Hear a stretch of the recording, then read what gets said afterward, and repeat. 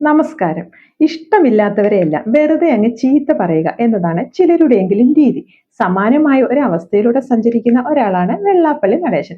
എന്തെങ്കിലുമൊക്കെ ആരെങ്കിലും പറഞ്ഞുകൊണ്ടിരുന്നില്ലെങ്കിൽ സ്വസ്ഥത കിട്ടില്ല എന്നതാണ് SNDP യോഗം ജനറൽ സെക്രട്ടറി വെള്ളാപ്പള്ളി നടേശന്റെ ഒരു രീതി. വെള്ളാപ്പള്ളിയുടെ ഇത്തരം പ്രത്യേക സ്വഭാവ സവിശേഷതകളും ഇടം വലം നോക്കാതെയുള്ള പ്രതികരണങ്ങളും അതിന്റെ എല്ലാം പിന്നിലെ കാരണങ്ങളെ പറ്റിയും എല്ലാം ഉള്ളതാണ് ഈ വീഡിയോ. മലപ്പുറത്തെ വിട്ട് CPI ആണ് വെള്ളാപ്പള്ളി നടേശൻ ഇത്തവണ തന്റെ പരിഹാസത്തിന് ഏറ്റവും പുതിയ ഇരയാക്കിയിട്ടുള്ളത്. പക്ഷെ ഇത്തവണ വെള്ളാപ്പള്ളിക്ക് തെറ്റി. സാധാരണഗതിയിൽ അദ്ദേഹത്തിന് ചില പ്രത്യേക പ്രിവിലേജുകൾ കൽപ്പിച്ച് മിണ്ടാതിരിക്കുക എന്നതാണല്ലോ രാഷ്ട്രീയക്കാരുടെ പതിവ് രീതികൾ. പക്ഷെ ആ രീതി ആയിരുന്നില്ല CPI സ്വീകരിച്ചത്. CPI state secretary Binoy Viswam അദ്ദേഹം വെള്ളാപ്പള്ളിക്ക് കൃത്യമായി ചുട്ട മറുപടി തന്നെ നൽകുകയും ചെയ്തു. ഞങ്ങളെ ചതിയൻ ചന്തു എന്ന് അദ്ദേഹം വിളിക്കുകയാണെങ്കിൽ അത് ഞങ്ങളെക്കാൾ 1000 മടങ്ങ് ചേരുക അദ്ദേഹത്തിന് തന്നെയാണ്. ഒരു പടി കൂടി കടന്ന വെള്ളാപ്പള്ളിയല്ല. LDF അദ്ദേഹത്തെ ആരും LDFന്റെ പ്രകടനത്തെ വിലയിരുത്താനായി ചുമതലപ്പെടുത്തിയിട്ടും ഇല്ല എന്നും ബിനോയ് വിശ്വം തിരിച്ചടിച്ചു. വാസ്തവത്തിൽ ബിനോയ് വിശ്വത്തിന്റെ ഈ വാക്കുകൾ കേട്ട് സന്തോഷിക്കുന്ന നിരവധി മനുഷ്യർ ഈ കേരളത്തിൽ ഉണ്ടാവും, അത് തീർച്ചയുമാണ്. കാരണം ഇത്തരത്തിൽ കൃത്യമായ ഒരു മറുപടി ഏതെങ്കിലും ഒരു രാഷ്ട്രീയ നേതാവ് ഇടയ്ക്കിടയ്ക്കെങ്കിലും വെള്ളാപ്പള്ളിക്ക് അദ്ദേഹത്തിന്റെ അനാവശ്യ ഇടപെടലുകളോടെ നടത്തിയെങ്കിലെന്ന് ആഗ്രഹിക്കുന്ന ആളുകളുമുണ്ട്.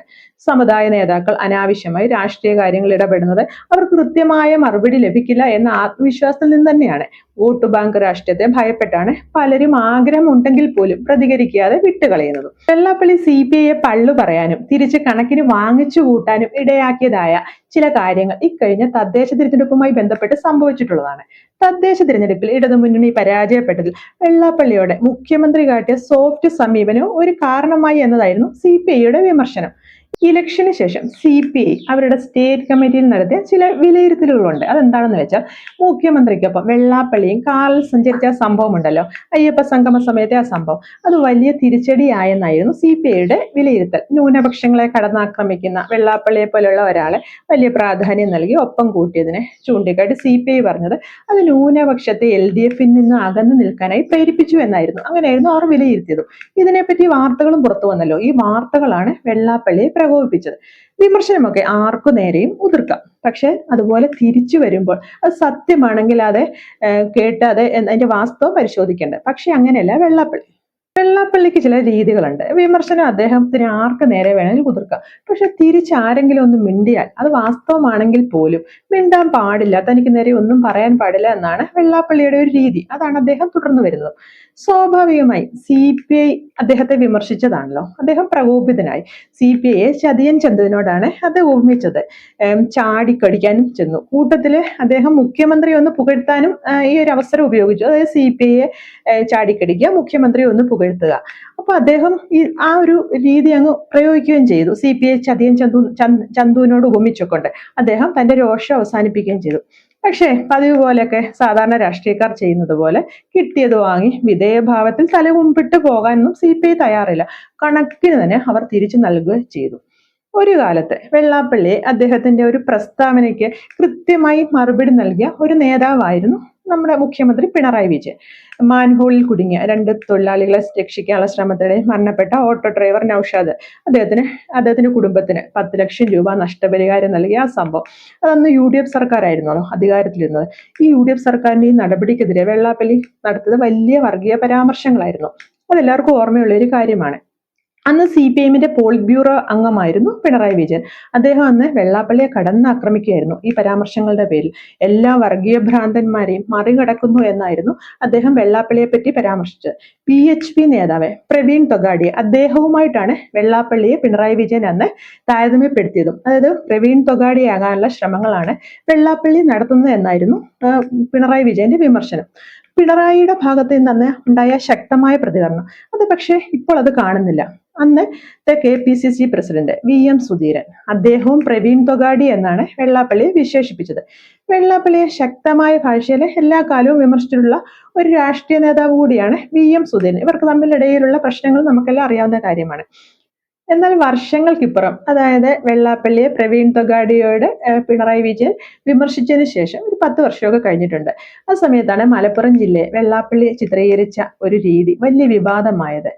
പക്ഷെ ഇത്തവണ പഴയ ഒരു വിമർശനം വെള്ളാപ്പള്ളിക്കെതിരെ പിണറായി വിജയൻ നടത്തുകയും ചെയ്തില്ല. അദ്ദേഹം പറഞ്ഞത് ഒരു മതത്തിനോ സമുദായത്തിനോ വെള്ളാപ്പള്ളി എതിരല്ലെന്നും അദ്ദേഹത്തിന്റെ വീക്ഷണങ്ങൾ ഒരു പ്രത്യേക പാർട്ടിക്കെതിരാണെന്നും അത് ഏത് പാർട്ടിയാണെന്ന് എല്ലാവർക്കും അറിയാവുന്ന കാര്യമാണ് എന്ന് പറഞ്ഞുകൊണ്ടായിരുന്നു അദ്ദേഹത്തെ പിണറായി ന്യായീകരിച്ചിട്ടുള്ളത്. വെള്ളാപ്പള്ളിയുടെ മലപ്പുറത്തെ പറ്റി ആ വലിയ വിവാദമായ പരാമർശം എന്തെന്ന് നോക്കാം. മലപ്പുറത്ത് ശുദ്ധവായു ശ്വസിച്ചുകൊണ്ട് ജീവിക്കാൻ കഴിയുമെന്ന് ഞാൻ കരുതുന്നില്ല. സ്വതന്ത്രമായ ഒരു അഭിപ്രായം പറഞ്ഞുകൊണ്ട് പോലും നിങ്ങൾക്ക് ഇവിടെ ജീവിക്കാൻ കഴിയുമെന്ന് ഞാൻ കരുതുന്നില്ല. മലപ്പുറം വ്യത്യസ്തമായ ഒരു രാജ്യമാണ്, വ്യത്യസ്ത ആളുകളുടെ സംസ്ഥാനമാണ് എന്നതായിരുന്നു പരാമർശം. പഴയ പോലെ ശക്തമായ വിമർശനം വെള്ളാപ്പള്ളിക്ക് നേരെ ഉണ്ടാകുന്നില്ല എന്നതാണ് ഇപ്പോഴത്തെ ഒരു അവസ്ഥ. മലപ്പുറത്ത് SNDPക്ക് സ്കൂളുകൾ തുടങ്ങാൻ സമ്മതിക്കുന്നില്ല, അതിനാൽ സാധിക്കുന്നില്ല എന്ന വലിയ പരാതിയൊക്കെ ഉള്ള ആളാണ് വെള്ളാപ്പള്ളി. ഈ പരാതിയൊക്കെ അദ്ദേഹം കുറേ നാളുകളായി പറയുന്നുമുണ്ട്. കഴിഞ്ഞ സർക്കാരാണ് അനുവാദം നൽകാതിരിക്കുന്നത്, അത് UDF സർക്കാർ എന്ന് അദ്ദേഹം വിമർശിക്കുന്നുമുണ്ട്. അതിന് മുസ്ലിം ലീഗിന്റെയൊക്കെ ചില ഇടപെടലുകളും അദ്ദേഹം ആരോപിക്കുന്നുണ്ട്. ഈ വെള്ളാപ്പള്ളി ഈ വിമർശനത്തിനിടയിൽ മറന്നുപോയ ഒരു കാര്യം, അത് മാധ്യമപ്രവർത്തകർ അങ്ങ് ചൂണ്ടിക്കാട്ടിയുണ്ടായി. അത് 10 വർഷമായി കേരളം ഭരിക്കുന്ന പിണറായി സർക്കാരിലെ എന്നൊരു ന്യായമായ ചോദ്യമാണ് അവർ ഉന്നയിച്ചത്. അതോടെ അദ്ദേഹം വെള്ളാപ്പള്ളി പ്രകോപിതനായി. ഉത്തരം മുട്ടിയപ്പോൾ പ്രതികരണം മതിയാക്കി ചാടിത്തുള്ളി ഇറങ്ങിപ്പോവുകയും ചെയ്തു. മുഖ്യമന്ത്രിക്കൊപ്പം വെള്ളാപ്പള്ളി യാത്ര ചെയ്ത ആ സംഭവം, അയ്യപ്പ സംഗമ സമയത്ത് കാറിൽ യാത്ര ചെയ്ത ആ സംഭവത്തെ വലിയ വിമർശനത്തോടെയാണല്ലോ പലരും കണ്ടത്. അവർക്ക് നേരെയും വെള്ളാപ്പള്ളി തന്റെ വിമർശനങ്ങൾ ഉന്നയിക്കുന്നുണ്ട്. അദ്ദേഹം പറയുന്നത് ഇതെല്ലാം ജാതീയമായ വേർതിരിവാണെന്നാണ്. അതായത് ഒരു മുന്നോക്ക വിഭാഗത്തിൽപ്പെട്ട ആളോ ഒരു ന്യൂനപക്ഷ വിഭാഗത്തിൽപ്പെട്ട ആളോ ആയിരുന്നു മുഖ്യമന്ത്രിക്കൊപ്പം യാത്ര ചെയ്തിരുന്നെങ്കിൽ ഇത്തരത്തിലൊരു വിമർശനം ഉണ്ടാകുമായിരുന്നോ എന്നാണ് അദ്ദേഹം ചോദിക്കുന്നത്. താൻ പിന്നോക്ക വിഭാഗത്തിൽപ്പെട്ട ആളായതിനാലാണ് ഇത്തരത്തിലെല്ലാം സംഭവിക്കുന്നതെന്നുമുള്ള ഒരു പ്രത്യേക ഒരു നിർവചനവും അദ്ദേഹം മുന്നോട്ട് വെക്കുകയുണ്ടായി. ഇതൊക്കെ വെള്ളാപ്പള്ളിയുടെ തന്ത്രങ്ങളാണെന്ന് കേൾക്കാൻ നമുക്കൊക്കെ മനസ്സിലാവുകയും ചെയ്യും. ഇടം വലം നോക്കാതെയുള്ള നാവാട്ടമാണ് അദ്ദേഹത്തിന്റെ കുഴപ്പമെന്നും അതാണ് ഇത്തരത്തിലുള്ള വിമർശനങ്ങളൊക്കെ വരുന്നതെന്നും വിവാദങ്ങൾ ഉണ്ടാകുന്നതെന്നുള്ള കാര്യം അദ്ദേഹം അറിയാം. പക്ഷെ അതെല്ലാം മറച്ചു വെച്ചുകൊണ്ടാണ് ഇത്തരത്തിലൊക്കെ ജാതി പറഞ്ഞുകൊണ്ട് അദ്ദേഹം പ്രതികരണങ്ങൾ നടത്തുന്നതും. ഒരു ജാതി, ഒരു മതം, ഒരു ദൈവം, മനുഷ്യന് എന്ന് പറഞ്ഞ ശ്രീനാരായണ ഗുരുവിന്റെ പാരമ്പര്യം പേറുന്ന ഒരു സംഘടനയുടെ തലപ്പത്തിരിക്കുന്ന ഒരു വ്യക്തിയാണ് ഇങ്ങനെ സകലമാന കാര്യത്തിലും ഇത്തരത്തിൽ ജാതിയും മതവും വർഗീയതയും എല്ലാം പറയുന്നതും കാണിക്കുകയൊക്കെ ചെയ്യുന്നതും നമ്മൾ ഓർക്കണം. കാര്യങ്ങളുടെ യാഥാർത്ഥ്യം മറച്ചു വെച്ചുകൊണ്ടുള്ളതാണ് വെള്ളാപ്പള്ളിയുടെ ഇത്തരത്തിലുള്ള പല പ്രതികരണങ്ങളും.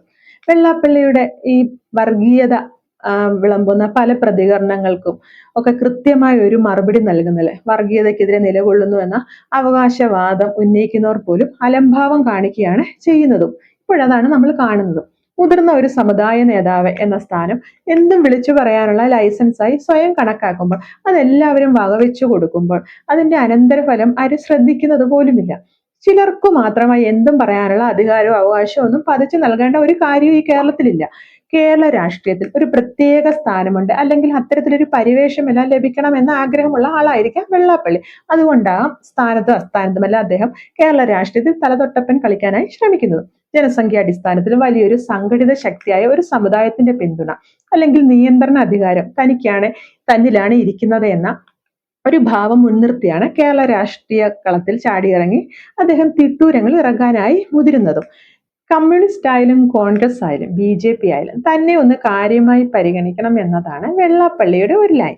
അതേസമയം ശ്രദ്ധിച്ചാൽ നമുക്ക് മനസ്സിലാക്കാനായി സാധിക്കുന്ന ഒന്നാണ് മുഖ്യമന്ത്രി പിണറായി വിജയനെ വെള്ളാപ്പള്ളി ഓരോ കാരണങ്ങളുണ്ടാക്കി പുകഴ്ത്തുന്ന ഒരു രീതി. വെള്ളാപ്പള്ളിയുടെ ഈ പുകഴ്ത്തൽ വാസ്തവത്തിൽ മുഖ്യമന്ത്രിക്ക് ഒരു വലിയ ബാധ്യത ആകുന്നുണ്ട് എന്നതാണ് വാസ്തവം. പിണറായിയോട് പ്രത്യേക താല്പര്യമോ ഒന്നും ഉണ്ടായിട്ടില്ല, മറിച്ച് അധികാര സ്ഥാനത്തോട് ചേർന്ന് നിൽക്കാനായി കാട്ടുന്ന ധൃതിയാണ് ഇതിനെല്ലാം പിന്നിലെന്നും കരുതുന്നവരുണ്ട്.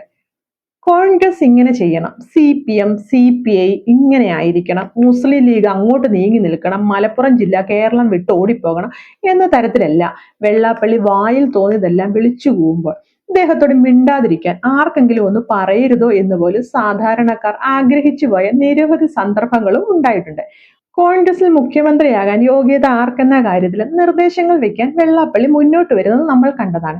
അധികാര തർക്കങ്ങൾ വരുമ്പോൾ സമുദായ നേതാക്കൾ കാര്യങ്ങൾ തീരുമാനിക്കുന്ന അല്ലെങ്കിൽ അവരെ കൂട്ടുപിടിക്കുന്ന ഒരു അവസ്ഥയിലേക്ക് കോൺഗ്രസ് മാറിയതിന്റെ അനന്തര ഫലങ്ങൾ കൂടിയാണ് ഇതെല്ലാം. 2026 സംസ്ഥാനം ആര് ഭരിക്കും എന്നതിനെ പറ്റി മാറി മാറി അഭിപ്രായം പറയുന്നതാണ് വെള്ളാപ്പള്ളിയുടെ ഒരു രീതി. ആദ്യം പറഞ്ഞു LDFന് സാധ്യത, പിന്നെ കോൺഗ്രസിനൊന്ന് മാറ്റി പറഞ്ഞു. കഴിഞ്ഞ ദിവസം വീണ്ടും പിണറായിക്കാണ് 3ാം ഊഴം ലഭിക്കുകയെന്നും വീണ്ടും മാറ്റി പറയുകയും ചെയ്തു. വെള്ളാപ്പള്ളി ഇലക്ഷനിൽ ആരെയെല്ലാം കെട്ടുകെട്ടിക്കാനേ തുനിഞ്ഞിറങ്ങിയിട്ടുണ്ടോ അവരെല്ലാം ജയിച്ച ചരിത്രമാണ് കൂടുതലായും ഉണ്ടായിട്ടുള്ളത്. കോൺഗ്രസ് നേതാവ് വി. എം. സുധീരിനെതിരെ വലിയ പ്രചാരണം നടത്തിയിട്ടും അദ്ദേഹം വലിയ ഭൂരിപക്ഷത്തോടെ ജയിച്ചു കയറിയതെല്ലാം ഉദാഹരണങ്ങളുമാണ്. സമുദായ നേതാക്കൾ രാഷ്ട്രീയ അഭിപ്രായം വെച്ച് പുലർത്തുന്നതിലൊന്നും ആർക്കും താല്പര്യക്കുറവും കാണാൻ സാധ്യതയില്ല. പക്ഷെ രാഷ്ട്രീയ പാർട്ടികളുടെ തിട്ടൂരമിറക്കാൻ ഇവർ കാണിക്കുന്ന ഈ ധൈര്യം അത് അനുവദിച്ചു കൊടുക്കാനും പാടില്ല. കേരളത്തിലെ സകലമാന രാഷ്ട്രീയ പാർട്ടികളെ വിമർശിക്കുകയും ഉപദേശങ്ങൾ ഫ്രീ ആയി ലോഡ് കണക്കിന് നൽകുകയും ചെയ്യുന്ന വെള്ളാപ്പള്ളിയുടെ രാഷ്ട്രീയം എന്താണ്? കമ്മ്യൂണിസ്റ്റ് പാർട്ടിയോട് ചേർന്ന് നിൽക്കുകയും അതേസമയം മകനിലൂടെ കേന്ദ്രത്തിൽ BJP യെ പ്രീണിപ്പിച്ചു നിർത്തുക എന്നതുമാണ് അദ്ദേഹത്തിന്റെ ഒരു രീതി. വർഗീയത പച്ചയ്ക്ക് പറയുന്നതിൽ യാതൊരു മടിയും ഇല്ലാത്ത ആളുമാണ് വെള്ളാപ്പള്ളി. ആരും പറയാത്തത് പറയുന്ന ആൾ എന്ന രീതിയിലും അദ്ദേഹം സ്വയം കണക്കാക്കി പോരുന്നു. പലരും അതിന് പിന്തുണ നൽകുന്നുമുണ്ട്. കേരളത്തിൽ മറ്റേതെങ്കിലും ഒരു സാമുദായിക നേതാവോ മതസംഘടനയിലെ പ്രവർത്തകനോ ആണ് ഇങ്ങനെ പറയുന്നതെങ്കിൽ എത്തരത്തിലൊരു ട്രീറ്റ്മെന്റ് ആവും അവർക്ക് ലഭിക്കുക? അതാരെങ്കിലും ചിന്തിച്ചിട്ടുണ്ടോ? പക്ഷെ യാതൊരു നടപടിയോ വിമർശനമോ ഒന്നും തനിക്ക് നേരെ വരുന്നില്ല അല്ലെങ്കിൽ വരില്ല എന്നൊരു ആത്മവിശ്വാസമോ ധാർഷ്ട്യമോ ഒക്കെ ആവാം നാവിനെ വീണ്ടും അഴിച്ചുവിടുന്നതിലേക്ക് അദ്ദേഹത്തെ എത്തിക്കുന്നത്. ചിലർക്കെതിരെയുള്ള പ്രതികരണങ്ങൾ സെലക്റ്റീവ് ആവുന്ന രാഷ്ട്രീയക്കാരുടെ രീതികളാണ് വെള്ളാപ്പള്ളിയെ പോലെയുള്ളവർക്ക് ഊർജം നൽകുന്നത്. മുസ്ലിം ലീഗിനോടാണ് നിലവിൽ വെള്ളാപ്പള്ളിക്ക് വലിയ വിരോധമുള്ളതായി കാണുന്നത്. കിട്ടുന്ന അവസരങ്ങളെല്ലാം ഒന്ന് തോണ്ടുകയെങ്കിലും ചെയ്തില്ലെങ്കിൽ ഒരു സമാധാനക്കേടാണ് അദ്ദേഹത്തിനുള്ളത്. CPM-ന്റെ പ്രധാന വോട്ട് ബാങ്കായി കരുതുന്ന ഒരു സമുദായത്തിന്റെ താക്കോൽ സ്ഥാനത്തിരിക്കുന്ന ആളെന്ന നിലയിൽ വെള്ളാപ്പള്ളിയെ പിണക്കേണ്ട എന്ന ലൈനിലാണ് CPM സ്വീകരിക്കുന്നത്. അതേസമയം CPI നേതാവ് ബിനോയ് വിശ്വം ആകട്ടെ വെള്ളാപ്പള്ളിയെ വലിയ പരിഗണന നൽകേണ്ട കാര്യമില്ല എന്ന സമീപനമാണ് പുലർത്തുന്നത്. കാണുമ്പോൾ ചിരിക്കും, ഹസ്തദാനം നൽകും, അതിലപ്പുറം സ്വന്തം കാറിലൊരു യാത്രയൊന്നും അദ്ദേഹത്തെ കൊണ്ടുപോകാൻ താല്പര്യമില്ല എന്ന ശക്തമായ ഒരു പ്രതികരണമാണ് CPI നേതാവ് ബിനോയ് വിശ്വം മുന്നോട്ട് വെച്ചിട്ടുള്ളത്. കഴിഞ്ഞ കുറെ വർഷങ്ങളായി കോൺഗ്രസ് അധികാരത്തിലില്ല എന്നതാണ് അവരെ കടന്നാക്രമിക്കുന്നതിന് വെള്ളാപ്പള്ളിക്കുള്ള കാരണം.